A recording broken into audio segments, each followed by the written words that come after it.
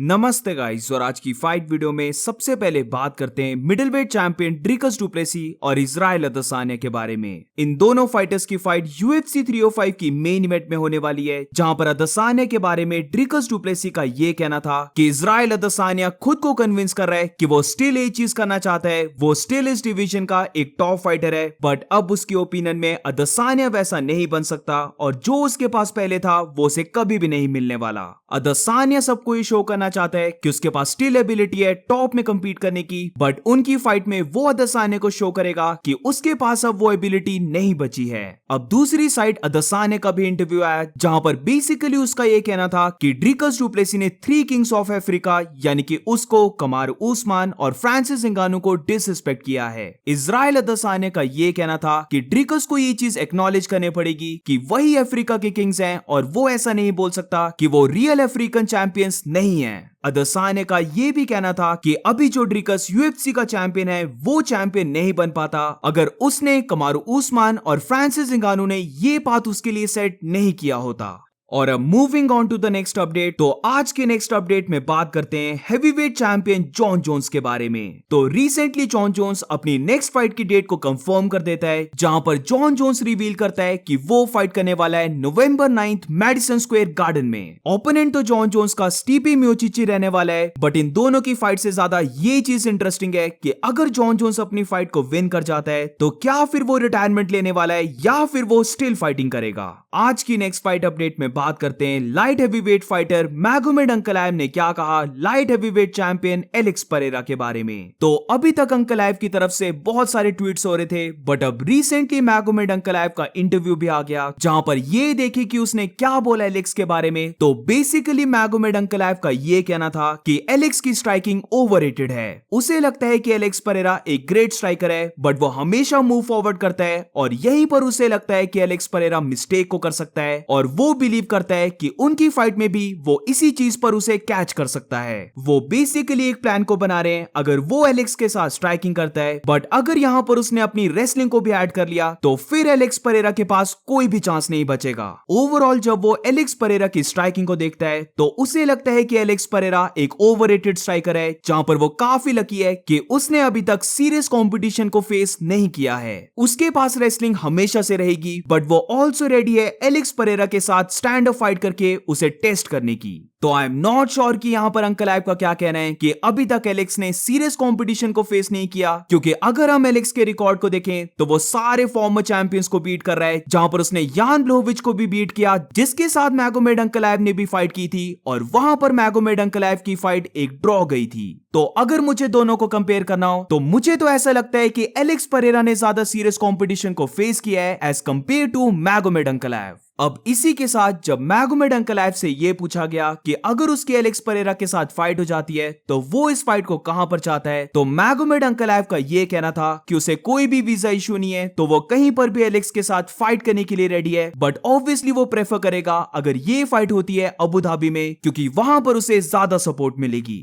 आज की next fight update में बात करते हैं फेदरवेट चैंपियन इलिया टुपुरिया और BMF चैंपियन मैक्स होलोवे के बारे में। तो रिसेंटली ये दोनों फाइटर्स बहुत ज्यादा बैक एंड फोर्थ गए, जहां पर दोनों फाइटर्स की साइड से ये कहना है कि वो खुद रेडी हैं फाइट करने के लिए, बट उनका ओपोनेंट रेडी नहीं है। तो मैं काफी शॉर्ट में बता देता हूं, जहां पर सबसे पहले इलिया टुपुरिया का ये कहना था कि वो एम कर रहा है कि वो अबू धाबी के कार्ड में फाइट करे, बट वो श्योर नहीं है कि मैक्स होलोवे रेडी है या फिर नहीं, क्योंकि सबसे पहले तो मैक्स होलोवे ने ये कहा था कि उसे टाइम चाहिए वेट को कट करने का, और फिर वो बोलता है कि उसे फैमिली को भी अटेंड करना है, तो इसीलिए वो श्योर नहीं है कि मैक्स होलोवे रेडी है या फिर नहीं है, बट वो एक फाइटर है तो वो किसी के साथ भी फाइट करने के लिए रेडी है। तो इसका रिप्लाई मैक्स होलोवे देता है कि इलिया टुपुरिया पता नहीं क्या बोली जा रहा है स्टेज में, क्योंकि वो तो रेडी है उसके साथ फाइट करने के लिए। इसके बाद मैक्स होलोवे की एक वीडियो भी आती है, जहां पर वो बेसिकली बोलता है कि इलिया टुपुरिया लाई कर रहा है कि उसे कुछ भी नहीं पता है कि ये फाइट कब होगी, और वो ऐसे शो करने की ट्राई कर रहा है कि उसकी साइड से कुछ भी गलत नहीं है, और मैक्स होलोवे ही इस फाइट को करने के लिए रेडी नहीं है। Update with Ilia, brother. The only update I get is when he's on social media just yapping his mouth, painting like he had no idea. But whenever you start lying with saying, it's not my side, that's how you definitely know it's your side.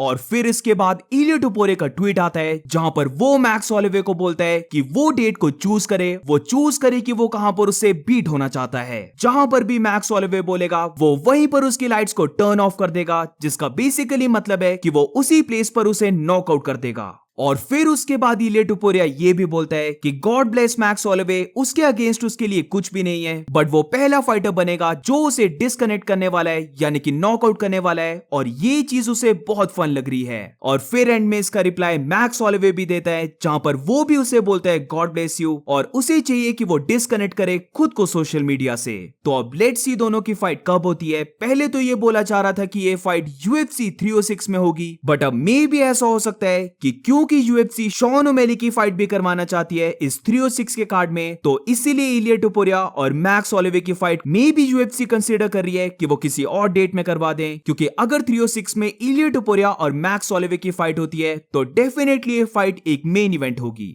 आज की next fight update में बात करते हैं हमजा चिमाएव के बारे में। तो इट्स लुकिंग लाइक हमजा चिमाएव काफी जल्दी रिकवर हो रहा है, जहां पर सबसे पहले तो वो इस स्टोरी को पोस्ट करता है जिसकी लास्ट लाइन पर अगर हम फोकस करें तो हमजा चिमाएव का ये कहना था कि वो जल्दी सबको शो करने वाला है कि किंग कौन है। ऑल्सो इसी के साथ हमजा चिमाएव ने ये वाली स्टोरी को भी पोस्ट किया जिधर वो रन करता हुआ दिख रहा है, एंड ऑल्सो उसकी एक वीडियो निकल के आई है जहां पर वो जंगल में शैडो बॉक्सिंग कर रहा है।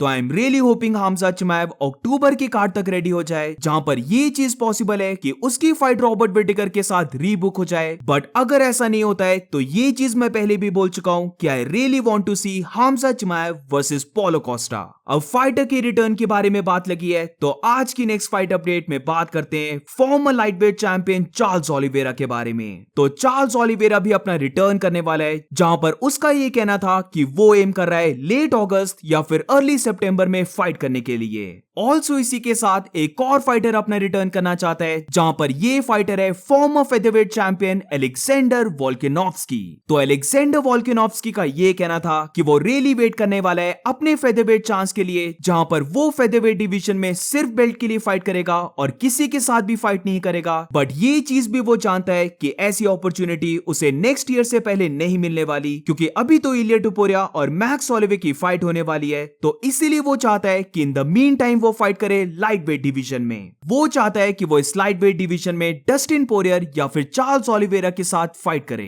तो अब क्या ये पॉसिबिलिटी है कि अलेक्जेंडर वोल्कानोव्स्की की फाइट चार्ल्स ओलिवेरा के साथ हो जाए? तो ये एक्चुअली में हो सकता है अगर अलेक्जेंडर रियली यूएफसी को पुश करे कि वो लाइट वेट डिवीजन में फाइट करेगा। आज की नेक्स्ट फाइट अपडेट में बात करते हैं माइकल चैंडलर और फॉर्मर लाइटवेट चैंपियन राफेल डोस सांटोस के बारे में। तो आजकल तो ऐसा लगने लगा है कि माइकल चैंडलर हर किसी फाइटर से 10-8 हो रहा है, जहां पर अब रिसेंटली आरडीए एक ट्वीट करता है जिधर उसका ये कहना था कि वर्ल्ड चैंपियनशिप बेल्ट की अपॉर्चुनिटी कितने ज्यादा वर्थ इट है, जिधर उसके जैसे कुछ फाइटर्स के लिए there is no price for the belt, यानी कि चैंपियनशिप बेल्ट प्राइसलेस है। माइकल चैंडलर जो बोलता है see you at the top, वो उसे स्टॉप करना पड़ेगा, क्योंकि अब ये रियली एम्बैरेसिंग बन चुका है। तो जैसे माइकल चैंडलर जब यूएफसी में एंटर हुआ था तो उसने ये कहा था कि उसका एम है लाइटवेट चैंपियन बनने का, बट अब अगर हम उसको देखें तो उसने मनी के लिए यानी कि कॉनर की फाइट के लिए 2 सालों के लिए वेट किया है। तो हम बोल सकते हैं कि माइकल चैंडलर के लिए मनी ज्यादा वर्थ है रेदर देन चैंपियनशिप बेल्ट, और यही यहां पर आरडीए का कहना है। तो इसका रिप्लाई माइकल चैंडलर बोलता है cool story, see you at the top. तो यहां पर आता है आरडीए का वो 10-8 ट्वीट, जहां पर आरडीए इसका रिप्लाई देता है कि वो खुद तो ऑलरेडी टॉप में है, बट उसने चैंडलर को यहां पर नहीं देखा, जिसका बेसिकली मीनिंग है कि वो तो लाइटवेट डिवीजन का चैंपियन बन चुका है, बट अभी तक चैंडलर चैंपियन नहीं बना है। So that's it for today guys. आज की फाइट वीडियो में बस इतना ही। अगर तुम्हें वीडियो अच्छी लगी हो तो please make sure to like and subscribe. मिलते हैं नेक्स्ट वीडियो में।